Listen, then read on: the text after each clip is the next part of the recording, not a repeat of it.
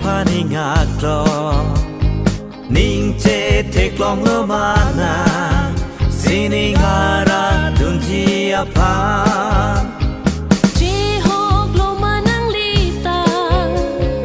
Jisu apan kelo Kekroi helo e jako Empu apan ropet no Induk nang ngardom nang hepu apa Hallelujah pulerona Luno nang kano nang hempu apa Hallelujah pulerona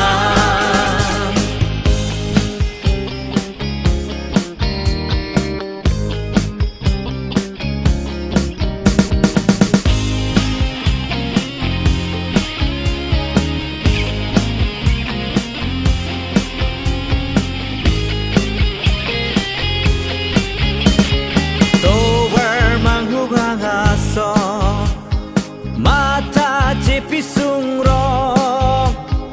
Ranam dolo elong Eprang si Dambong sining kaberlat ason Towar manghubang ason Mata jepi sungrong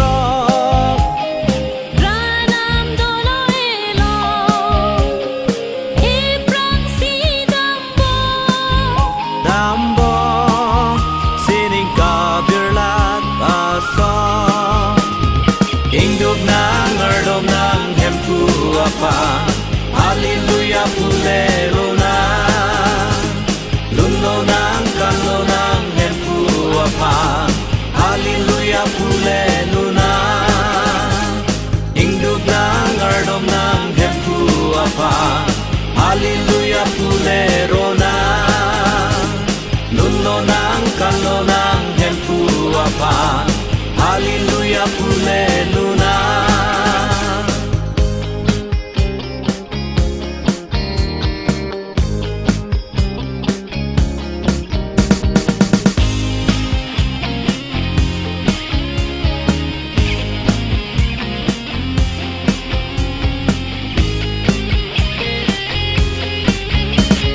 Manghu mangram rinon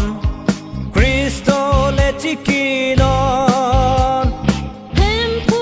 akang onaso Jingkon cerap seroy na Seroy na Kristiana hemtu nang bo Manghu mangram rinon Kristo lecikinon Hempu akang onaso Jingkon cerap seroy na Seroy na Kristiana hemtu nang bo Jesik lo manang lita Jisu apani ngaklo Ning che tek long lo mana Sini ngara dunji apa Jehok lo manang lita Jisu apan kelo Kekroi helo e jako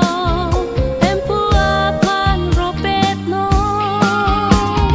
Induk nang ngardom nang hempu apa Hallelujah pulerona Luno nang kano nang hempu apa Hallelujah pulerona Induk nang ngardom nang hempu apa Hallelujah pulerona Luno nang kano nang hempu apa Hallelujah pulerona Induk nang ngardom nang hempu apa apa